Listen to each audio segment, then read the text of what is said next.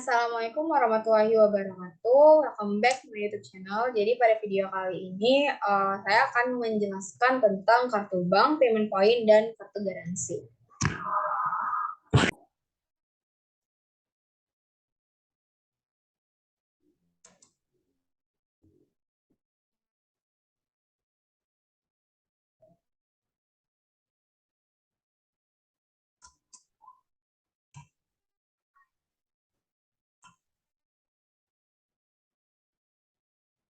Jadi pokok pembahasan dari video kali ini yaitu ada pengertian dan bagian-bagian kartu debit atau kredit. Lalu ada jenis-jenis dan kelebihan serta kekurangan kartu debit atau kredit. Lalu ada mekanisme kartu debit atau kredit. Lalu ada pengertian dan jenis-jenis payment point. Lalu ada pengertian misi bank garansi dan ada mekanisme dari jenis-jenis dan mekanisme dari bank garansi. Yang pertama yaitu ada pengertian dan bagian-bagian dari kartu debit dan kartu kredit. Untuk pengertian sendiri, kartu debit menurut OJK Otoritas Jasa Keuangan, kartu debit adalah kartu bank yang dapat digunakan untuk membayar suatu transaksi dan atau menarik sejumlah dana atas beban rekening pemegang kartu yang bersangkutan dengan menggunakan personal identification number atau PIN. Kartu debit juga bisa diartikan sebagai kartu pembayaran non tunai yang diterbitkan suatu bank dan mengacu pada saldo yang ada dalam rekening tersebut.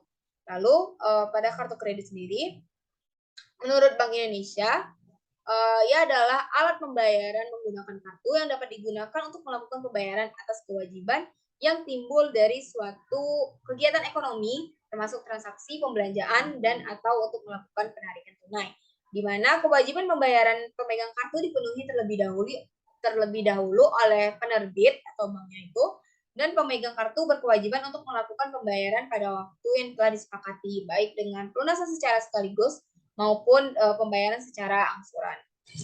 Kemudian ada bagian-bagian dari kartu debit. Yang pertama yaitu bagian-bagian dari kartu debit yang itu ada nama bank, ada nomor kartu, ada CVV, ada chip. Chip itu maksudnya chip yang ditanamkan pada kartu untuk keamanan kartu. Lalu ada magnetic stripe, itu adalah teknologi akses sebuah kartu yang menyimpan informasi nasabah. Lalu ada tanggal kadaluarsa, yaitu harus memperbarui kartu debit sebelum tanggal kadaluarsa berlalu. Kemudian ada hologram, yang digunakan untuk menanda keamanan agar kartu debit tidak dapat dipalsukan. Kemudian ada kartu kredit bagian-bagiannya. Yang pertama itu pasti ada nama bank, kemudian ada nomor kartu kredit. Jadi pembeda dari nomor kartu kreditnya ini, kalau nomor debit itu ada 16 digit, kalau kartu kredit itu ada 12 digit.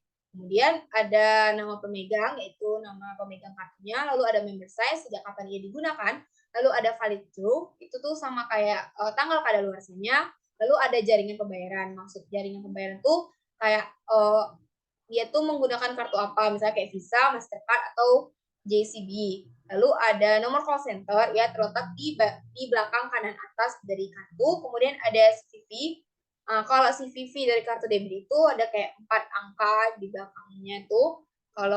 Sedangkan kalau kartu kredit itu 3 angka di belakangnya untuk autorisasi transaksi kredit. Itu nggak boleh dibagiin.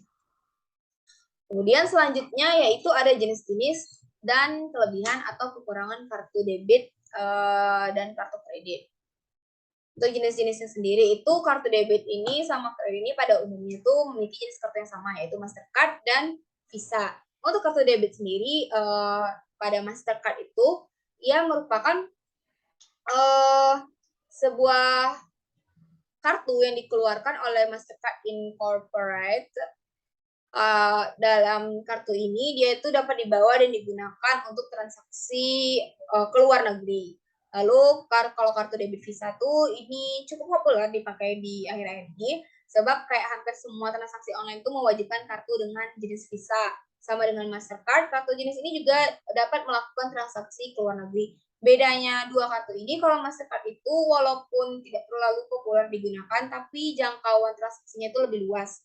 Sedangkan kalau Visa tuh lebih terbatas itulah jangkauan transaksinya. Kemudian ada dari biaya transaksinya. Kalau misalnya Mastercard tuh tergantung kartu dan fungsinya, itu kayak dia tuh biaya transaksinya tuh dari 0,2 sampai 1% tergantung dari merchantnya. sedangkan Visa tuh dia 1%. Lalu Mastercard sendiri dalam debitnya itu ada 5 jenis, yaitu ada Mastercard Classic, Gold, Platinum, World, dan World Elite. Nah, World Elite ini cocok digunakan untuk yang suka traveling keliling dunia. Kemudian Visa tuh ada Visa Classic, Gold, Platinum, Signature, dan Infinite. Kemudian untuk jenis-jenis kartu kredit itu kurang lebih kan sama tadi, ada Mastercard sama Visa. Kalau Mastercard di kartu kredit itu nggak ada World Elite, jadi cuma ada Classic, Gold, Platinum, sama World. Untuk Classic sendiri itu limitnya itu 5 juta. Kalau yang Gold itu limitnya tuh 100 juta. Kalau yang Mastercard Platinum tuh limitnya tuh minimumnya tuh 75 juta sampai unlimited. Kalau World-nya tuh juga dia tuh nggak ditawarkan untuk umum. Jadi kayak minimal limitnya tuh mulai dari 50 juta sampai unlimited gitu. Lalu untuk Visa sendiri, untuk kalau Visa klasik ya pastinya tuh kayak 5 juta limitnya, yang Gold 100 juta, yang Platinum itu kayak juga dia 75 juta sampai unlimited. Kemudian kalau yang Signature itu mulai dari 100 juta sampai unlimited. Kemudian ada yang Infinite itu ditawarkan untuk umum dengan minimal limit mulai dari 50 juta sampai unlimited. Kemudian selanjutnya yaitu ada kelebihan dan kekurangan dari kartu debit. Kelebihannya itu bisa melakukan transaksi besar selama saldo mencukupi. Lalu uang bisa diambil di ATM, uang administrasi yang terjangkau, kemudian uang bukan pinjaman dari bank. Lalu adanya fasilitas lain seperti pembelian pulsa, listrik, sampai transfer uang. Kemudian kemudahan dalam belanja online. Kekurangannya sendiri yaitu nasabah tidak dapat melakukan transaksi melebihi saldo di rekening. Kemudian rentan dalam kejahatan, apalagi jika kartunya itu hilang atau dicuri atau bahkan orang lain tahu PIN-nya. Kemudian minim promo. Lalu beberapa bank tuh tidak cukup banyak menyebarkan gerai ATM sehingga menyulitkan nasabah untuk mengambil uang. Untuk kelebihan dan kekurangan kartu kredit sendiri, yang pertama kelebihannya itu banyak promo, diskon, cashback, serta cicilannya 0%. Lalu pembayarannya secara instan dan aman. Ya, bisa digunakan untuk tarik tunai di beberapa bank, bisa digunakan untuk transaksi di luar negeri. Lalu terdapat reward point bagi nasabah yang aktif ya, berbelanja menggunakan kartu kredit. Lalu kekurangannya itu merangsang perilaku konsumtif karena banyak promo yang menarik. Lalu terdapat denda jika telat membayar tagihan. Lalu pendaftaran tidak mudah karena analis bank harus melakukan pengecekan latar belakang dari calon pemilik kartu kredit. Kemudian kecenderungan untuk menambah hutang kepada bank. Selanjutnya yaitu ada mekanisme kartu debit dan kartu kredit. Yang pertama, sebelum kayak kita mengetahui kayak mana mekanisme penggunaannya, kayak kita harus mengetahui bagaimana cara membuat kartu kredit. Tapi pada umumnya biasanya kartu debit itu didapat saat kita membuka buku tabungan itu udah otomatis dapat kartu debit. Tapi kalau misalnya belum, karena suatu hal, kita tuh bisa datang ke banknya langsung, bilang ke tellernya kita mau bikin kartu debit. Tapi sebelum itu kita harus melengkapi dokumen persyaratannya seperti membawa KTP, PWP, dan sebagainya. Lalu ngambil nomor antrean, lalu melakukan petunjuk teller sampai kartu berhasil dibuat. Lalu mekanisme penggunaan kartu debit itu ada dua. Yang pertama menggunakan tanda tangan dan menggunakan PIN.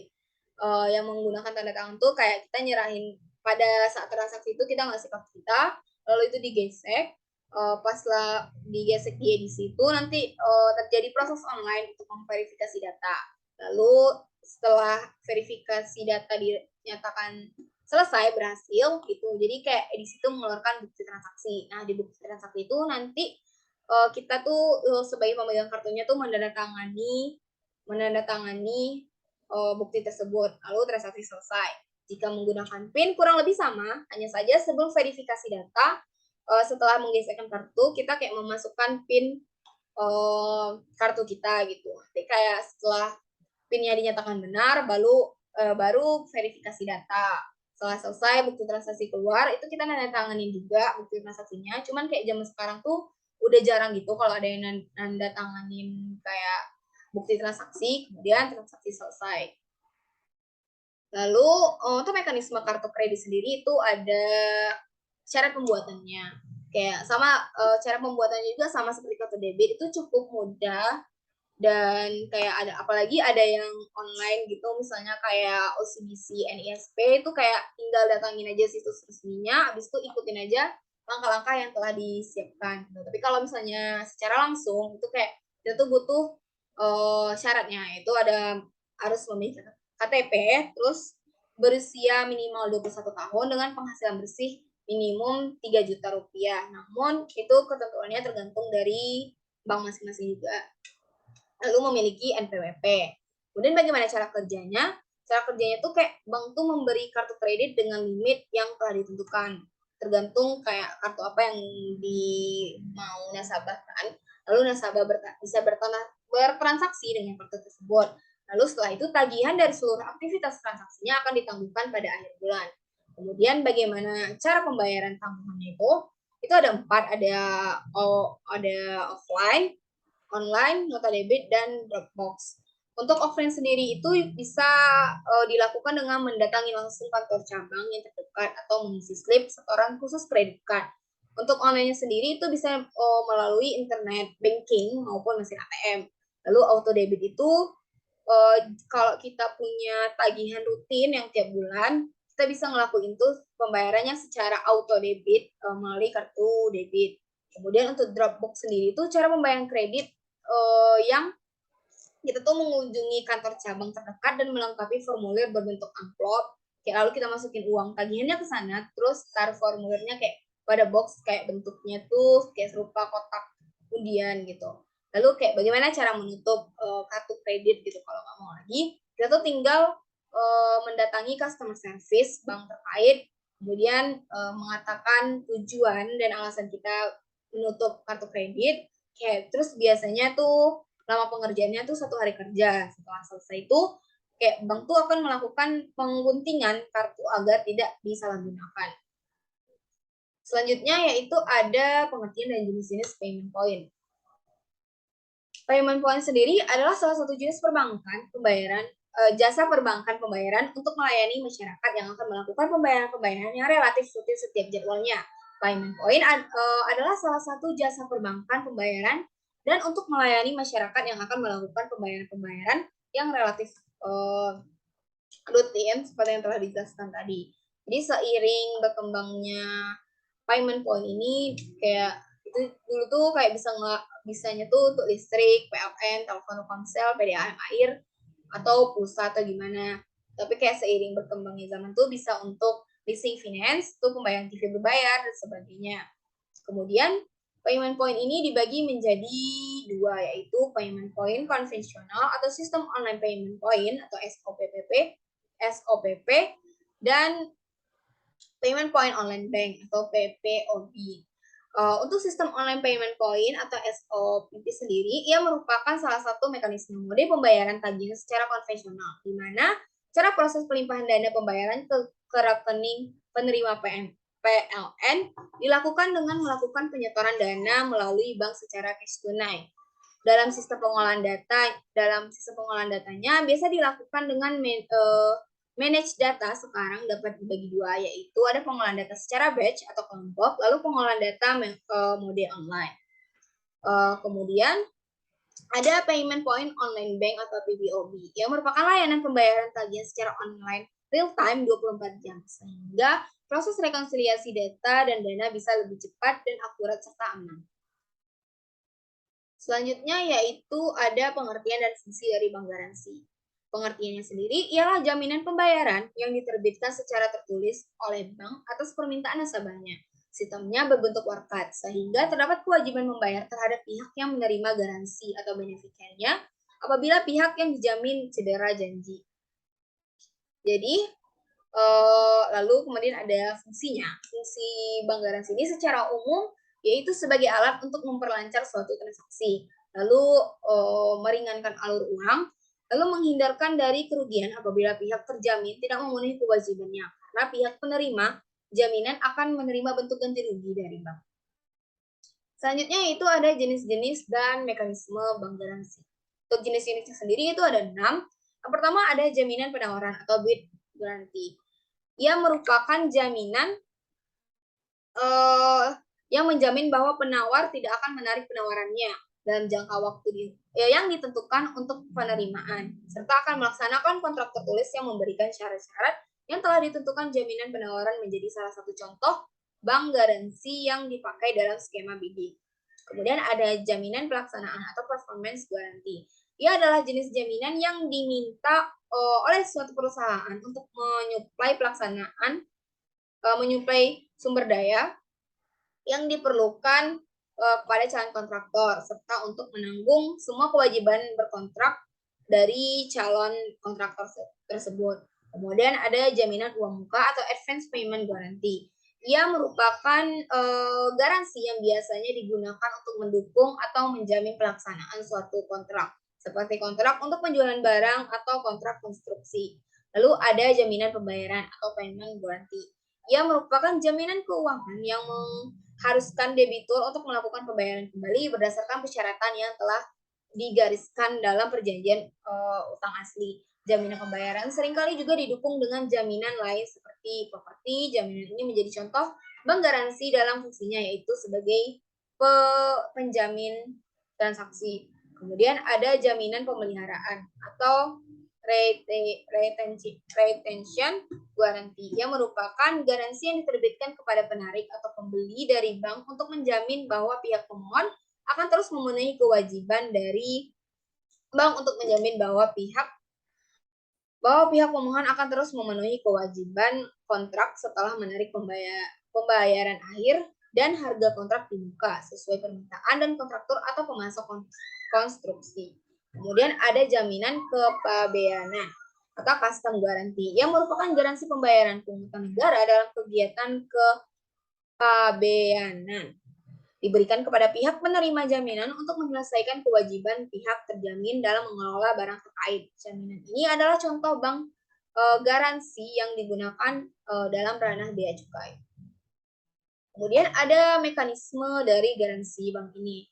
Mekanisme bank garansi adalah bank menerbitkan bank garansi itu setelah ada transaksi sebelumnya. Dalam arti untuk menerbitkan bank garansi harus ada kegiatan pokok yang dijamin melalui bank garansi. Kegiatan pokok tersebut misalnya adanya suatu pemenangan tender proyek tertentu, lalu adanya transaksi yang menimbulkan kewajiban membayar pada waktu tertentu di kemudian. Kemudian kegiatan pokok ini memerlukan waktu, dan setelah dalam kurun waktunya tersebut, pihak tertentu harus memenuhi kewajibannya. Baiklah, sekian dari saya. Apabila ada kesalahan dan kekurangan mohon dimaafkan. Wabillahi taufiq wal hidayah. Wassalamualaikum warahmatullahi wabarakatuh.